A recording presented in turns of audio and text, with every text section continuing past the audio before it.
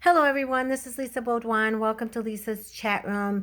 Today in this video we're going to be talking about these two apparatuses. This is a rolling tape dispenser and this is a rolling tape gun, okay? But before we do, first of all, I want to say that I'm not an expert in anything. So this video is for entertainment purposes only. What you do at your own risk and peril. So first, before I talk about the gun, I want to talk about the dispenser. Now, I've had this thing for a long time. And honestly, I would say half my tape ends up looking like this, right? Because how this works is there is, first of all, to put the roll on there, there is this apparatus inside, and you just kind of push it up and down to pull that apart. And then once you've got it on, I mean, it's kind of a pain. There you go. Once you've got it on, the roll sits within. It's like a little grommet type thing. The sticky side is down. So the sticky side is on my fingers. And I don't know about you, but for me, tape is like one of the most coolest things that have ever been created, along with paint. Okay, those are the two cool things. But also one of the most crazy things that can cause me to just have horrible amounts of anxiety because of this. So what happens usually is, here you've got the little saw. I'm going to turn it around. And what you do is you pass the tape through here, so that it sits in this position. It's sitting below the two dowels. First of all, whoever made this, what the heck? Couldn't you have made those dowels just a little bit bigger? Just a little bit, because what will happen is it'll go like this and go right back and fall right back into the tape. It'll fall right back onto the roll. I don't know how many hours I've spent, and actually even trying to use my teeth getting this to work. But once you get it where it's supposed to be, then what you do is you tear it off here, and it's supposed to, as you can see, it's supposed to sit there. So half the time it doesn't. So I'm going to show you what I do. First of all, when I'm not using it, I do pull it out a little bit, and I just make a little crease. That way, if it does fall, I see the end, real simple, and I can pull it back through. The second thing, you're going to need a little scrunchie. Again, this one actually has no chemicals on it. If you know me, you've watched my videos on my allergies with formaldehyde, so you'll know about that. But I have many issues. I have multiple mental conditions. I have allergies, but I also have some really cool ideas, tips and tricks, do great things in my home. I'm artistic. And I want to show that I'm not a person that's in a box. There's so many things to me, and that's why I'm going to keep them on here. So just do an internet search, and you'll find anything about formaldehyde, allergies, cleaning, stuff like that. Anyway, back to this. You need a scrunchie, and you need it so that it'll stay tight enough here. So what I'm going to do is I'm going to actually put it like this. All right. Awesome, right?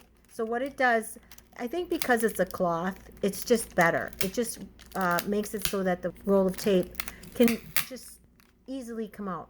I think if you use a rubber band, it's a little bit harder. It's kind of sticky thing down, right? So at least then, if this goes back, it kind of scrunches up a bit, so I can at least see where it begins, right?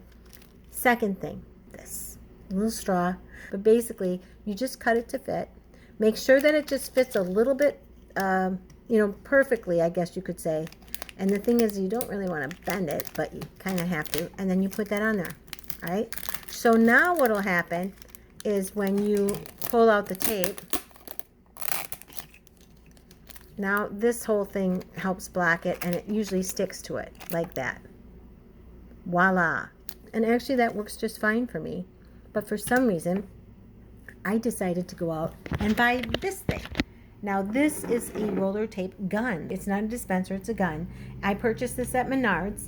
And it came with the gun itself and 6 rolls of tape. I go through a lot of tape. For me, tape is like a third arm sometimes. I need the tape to hold something up sometimes, and it just works great for me. So the thing is I brought this home. This was on top like that, and this guard was over the razor, over the edge there. What you need, or what I used, I should say, is I used my handy dandy little pliers. I love these pliers. This is also in my tool arsenal, my toolkit arsenal.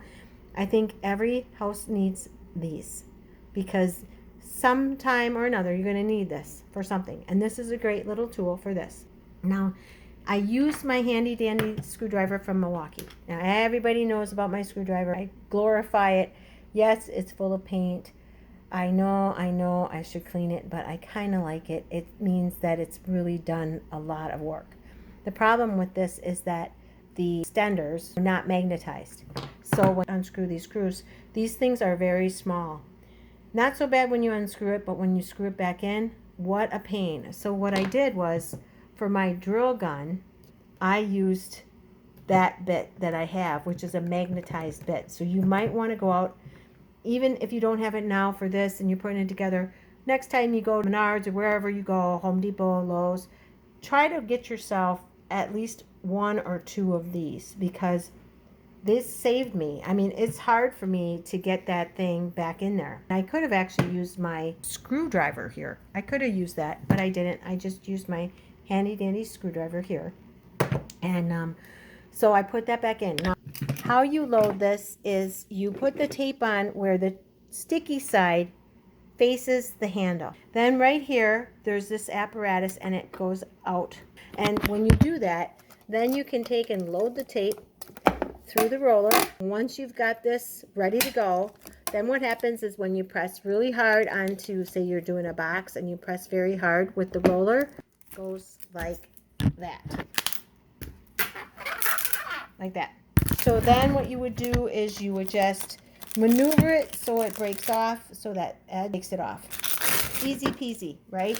Very, very easy peasy. Just know, like I said, I think it's nicer when you have the magnetized screwdriver, because it will be a pain. It's, you know, tiny little screws and you're trying to get them in. But that's the way you put that together.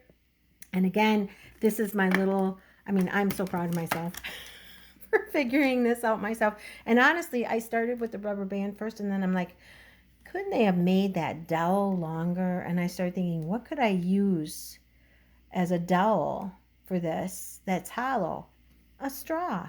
So try that out. Let me know if you like it. Please comment below. I would really appreciate it. Also, too, please like, subscribe, and share. And that's it for this video. Please, until I see you again, stay safe, stay healthy, and hopefully I will see you again back here in Lisa's chat room.